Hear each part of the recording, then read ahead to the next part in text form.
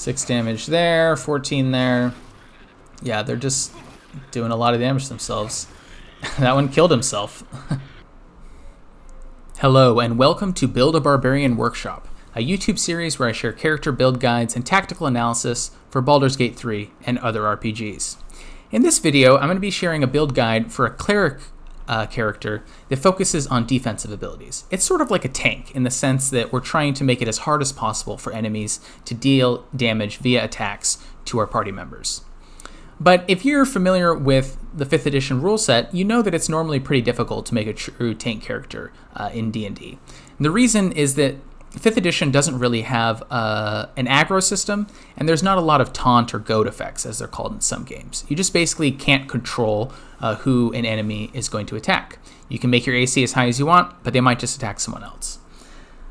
So this character is going to go about tanking in a slightly different way by debuffing our enemy's attack rolls. And we can do that with a couple items that Larian has given us that apply this condition called Radiating Orb. And those items are the Coruscation Ring and the Luminous Gloves. And this Radiating Orb condition applies a -1 to attack rolls per turn remaining. So it has a maximum number of stacks of 7. So if we stack all 7 stacks of Radiating Orb on an enemy, then they get -7 to their attack rolls. And it also sheds bright light in an area surrounding it. So if you're familiar with 5th edition, you probably know that static modifiers are pretty hard to come by. Even like a +1 or a +2 to your attack rolls is considered a pretty big bonus. So giving enemies a -7 on their attack rolls is huge. And if we're able to consistently apply it to every enemy in the combat, then what we've effectively done is given our whole party a +7 to their AC, which is just insane. It's a really powerful defensive ability, probably one of the strongest in the game. So this character is all about widely and consistently applying Radiating Orb to targets of our choice. And there's a couple ways we can do that. The main way is with Magic Missile and with Scorching Ray, because each of these trigger the Coruscation Ring once per hit. So Magic Missile, just by itself with 3 darts, can do 6 stacks of Radiating Orb, because each hit does 2 stacks. And since we're already playing with Scorching Ray, we're also using the Hat of Fire Acuity, which allows us to buff our saving throw DCs. Each stack gives us a +1 bonus to our spell attack rolls and our spell DCs. So with both the hat and the ring equipped, a single casting of Scorching Ray can give an enemy of our choice -6 to hit and can give our spells +6 to their spell DC, which is just a really powerful combo. The other sub-theme of this character is retaliation damage that triggers when enemies miss their attacks. So there's a couple ways to do that. Most notably, the Stage Fright Illithid power makes it so enemies take 2d6 psychic damage whenever they miss. And then we also have this shield, the Shield of Scorching Reprisal. It gives us this Blazing Retaliation ability that does 1d6 fire damage to attackers when they miss us.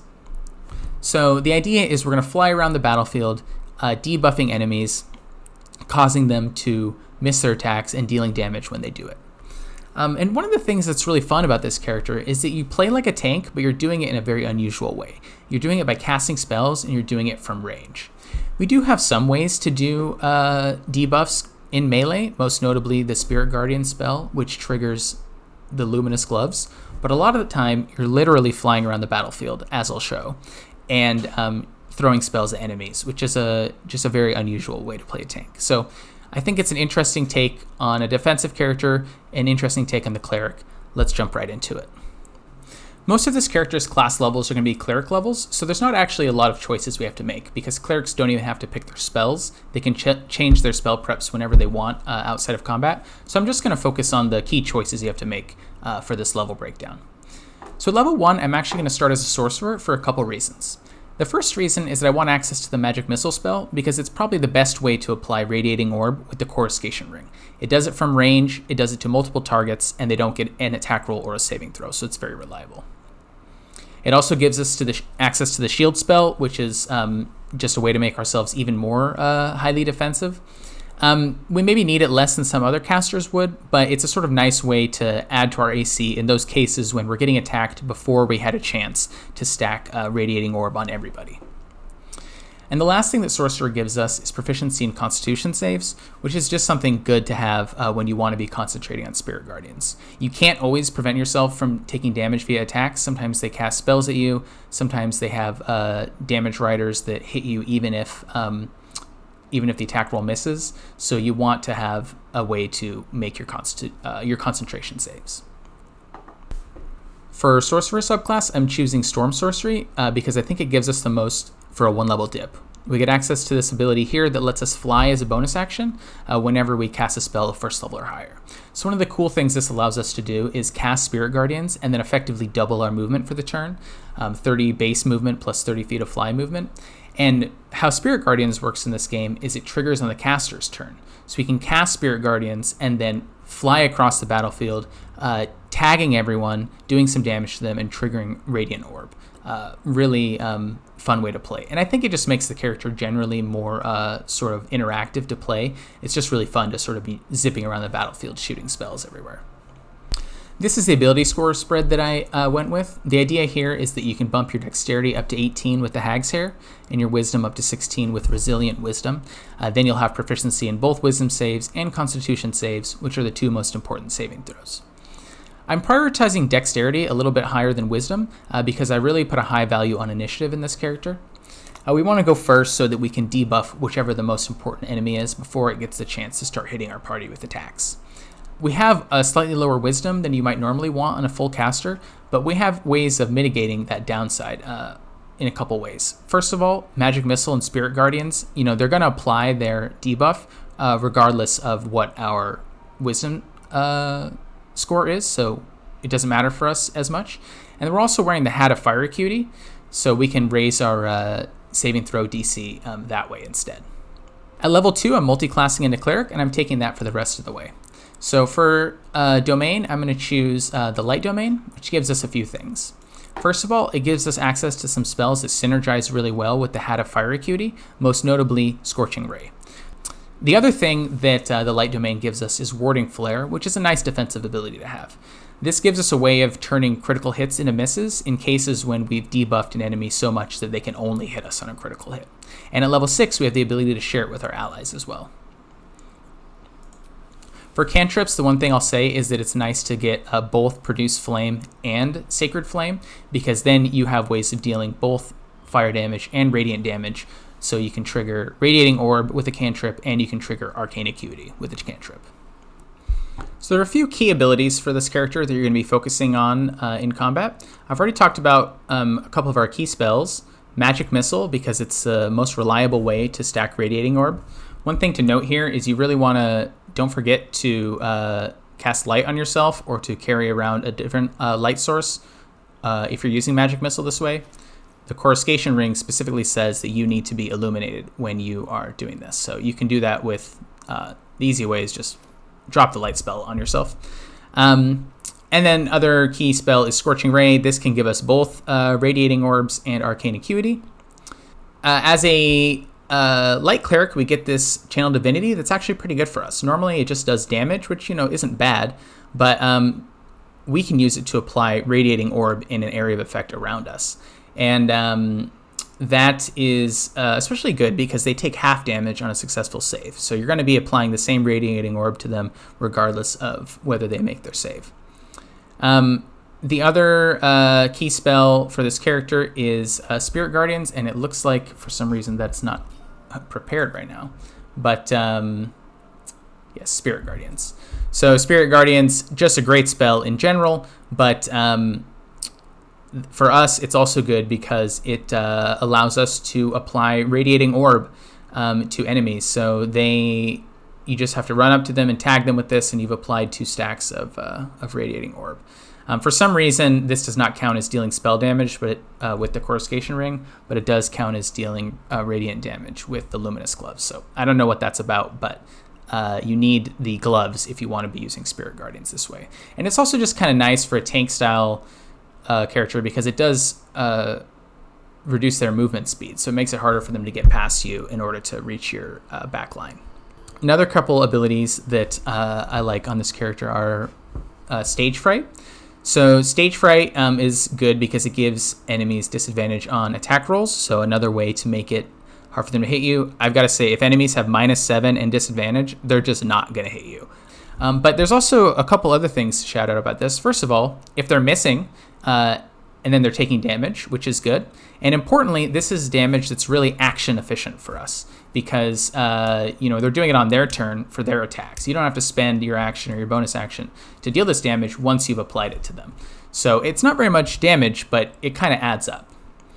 And then the other thing that's really cool is the arcane acuity that we get from this hat. It does affect the save DCs of our Illithid powers. So we can cast Scorching Ray and then later hit them with Stage Fright, and it's likely going to stick. And then the last ability I want to shout out is this ability here, Blazing Retaliation.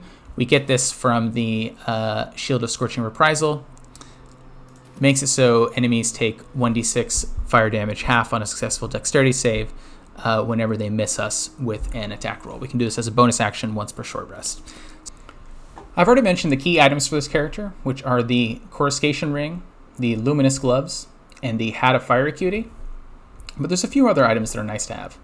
I'm wearing the Cloak of Protection just to up my AC and saving throws. For armor, I'm wearing the Yuan-Ti Scale Mail because it's just the best AC you can get as a dexterity character, and it also bumps up our initiative rolls a little bit higher. And this gets our initiative total to +5, and you may not know this, but initiative is a D4 roll in this game. It's not a D20. And that makes it so with +5, we're going ahead of almost every combatant in almost every combat. So nice to just have that consistency. I'm also wearing this Psychic Spark Psychic Spark Amulet, because it gives all of our magic missiles an additional dart. And what this does is it makes it so even a first level cast of a magic missile does the full stacks of Radiating Orb. And that's just an incredibly efficient use of a first level spell slot. I mean, what other first level spell can give any enemy of your choice -7 to attack without a saving throw?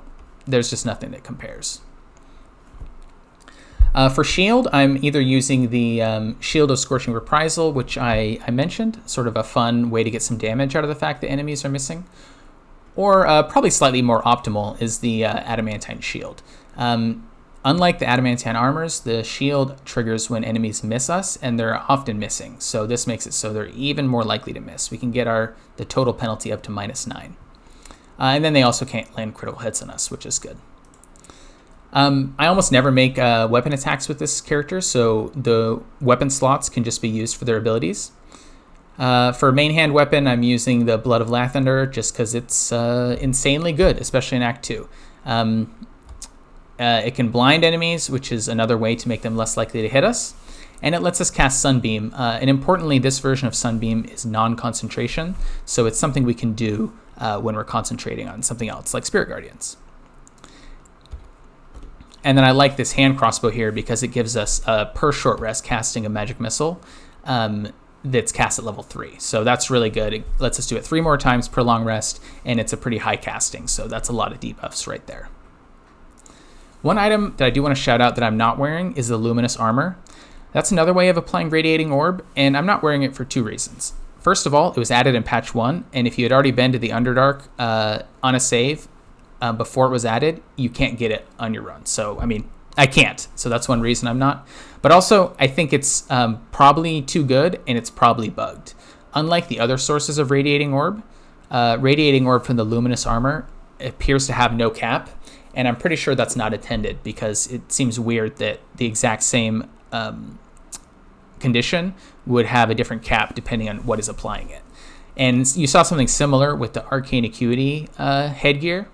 This one has always had a cap of 7, but the helmet of Arcane Acuity, it was patched to have a cap of 7. It didn't have a cap before then, and I think the Luminous Armor's probably in the same boat. So I don't like using items that are too strong, and they're too strong because they're bugged. But if you want to just be like, you don't want to just break the game, the Luminous Armour would be the way to go. For the first demo, I'm going to show you this character soloing the Meenlocks underneath the Last Light Inn. So I've approached in stealth, and I'm going to start with a Scorching Ray on these 3 while I have advantage from the stealth. And that'll get some Radiating Orbs going, and it'll also build up some Arcane Acuity. Okay, so they all have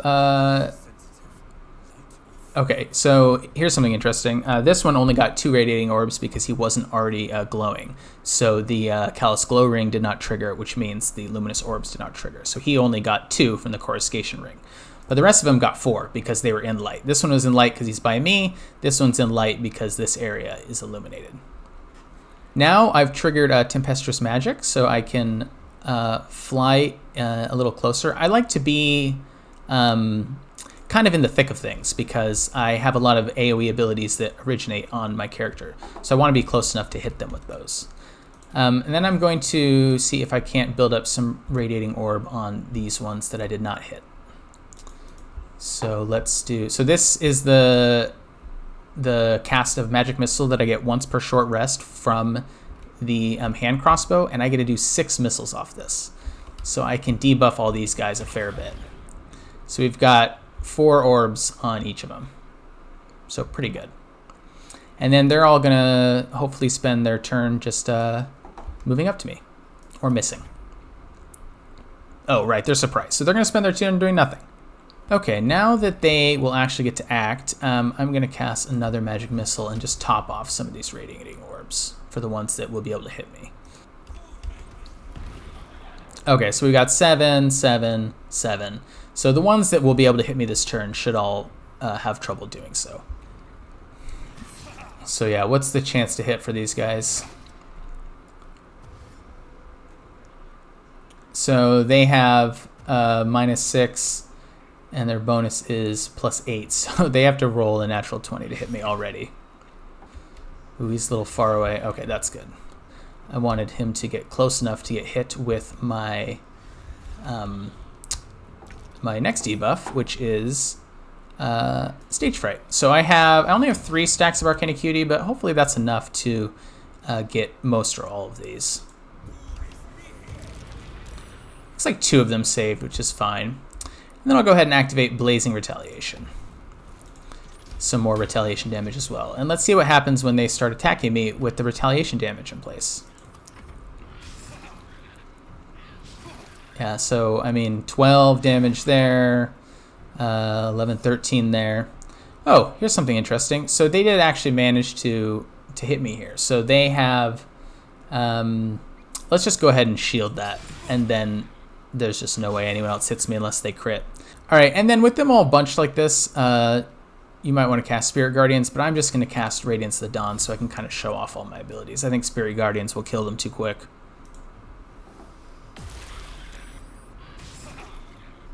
Six damage there, 14 there. Yeah, they're just doing a lot of damage themselves. That one killed himself.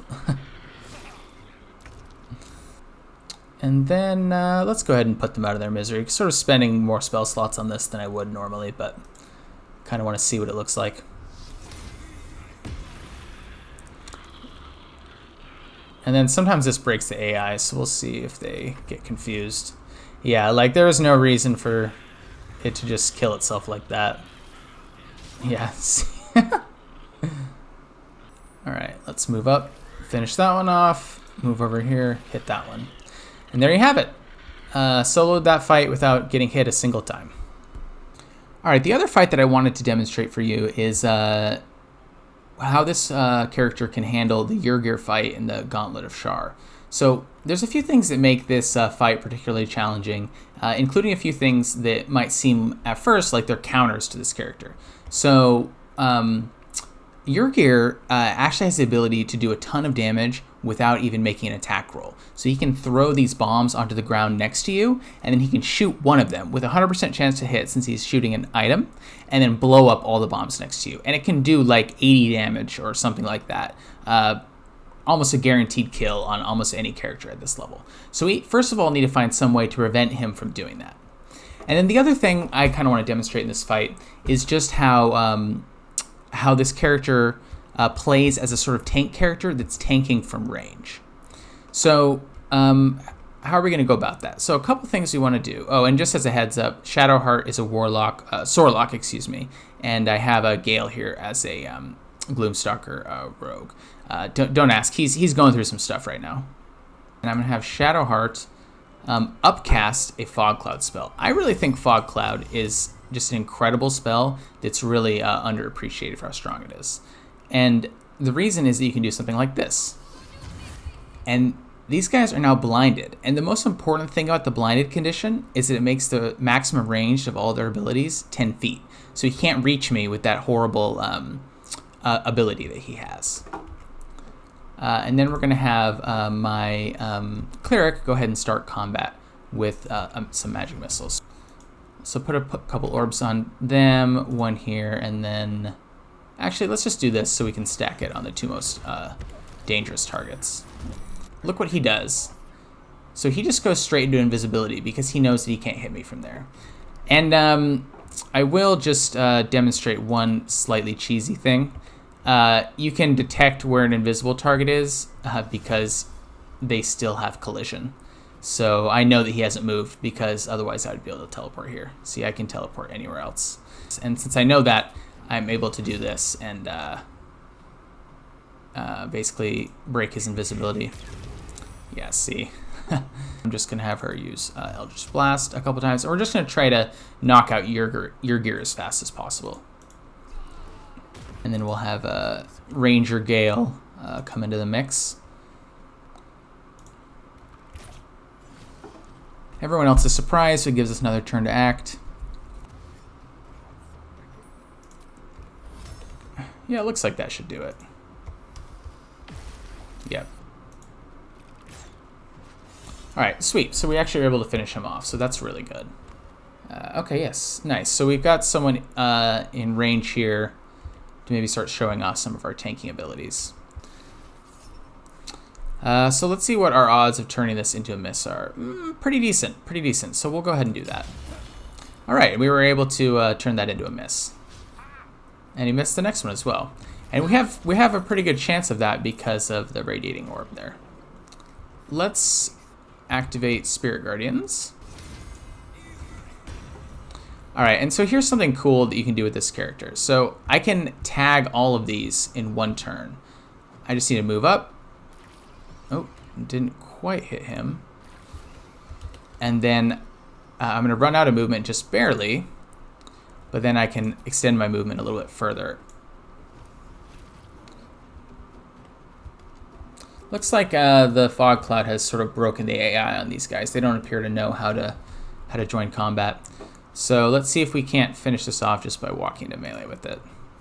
Yes, that's one of the funniest parts about Spirit Guardians. You can just zoom around the battlefield and hit them. So let's go ahead. 1, 2, 3, 4, 5, 6. So we can do a... we'll do a level 3 one just so we can hit them all with one. So some of them are all the way up to 7, 4 on others, 2 and 2. Wow, I'm actually surprised they had a chance to hit there. So they get a +9 to hit right now. Oh, that one is not debuffed. So this is a great example of why the shield spell's still good, even on this character. Yes, my AC is 28. Oh, that's annoying. Funnily enough. Well, I'm still shielded at least. So let's see what the this character's mobility looks like. So I can go like this, and then we can get one on you as well. And this allows me to fly right back up there. And then I'll just make sure to keep my distance from the edge this time. That was maybe a little foolish. 22 to hit, 17 plus 5. Let's see if Warding Flare can do it. I did, nice. Downside of Warding Flare is it won't affect these guys' attacks. All right, at this point we've got Radiating. We've now hit a critical mass that they're just gonna struggle to hit anything. So let's just try to keep it topped up with this Radiance of the Dawn ability.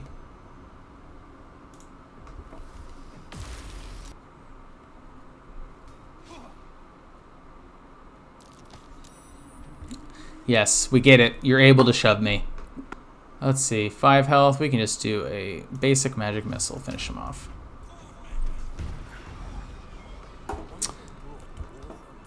All right, so I think that sort of demonstrated one of the sort of strengths of this build, which is that, you know, because I was applying my debuff from range for most of that fight, I was really able to control when and under what conditions I engaged with those enemies, which is really important considering how many of them there are. That concludes today's video. If you have any thoughts about the build, maybe other items to include that I didn't think to add, different ways of building around some of these same items, or even ideas for how to take the character the rest of the way all the way to level 12, I'd love to hear about them in the comments. I've mostly played this character in Act 2, where it really shines, no pun intended. So if you have any experience with playing a similar sort of character in Act 3, I'd be curious to hear what your experience has been. I have more videos in the works, so if you liked this video, please consider liking and subscribing, and talk to you next time.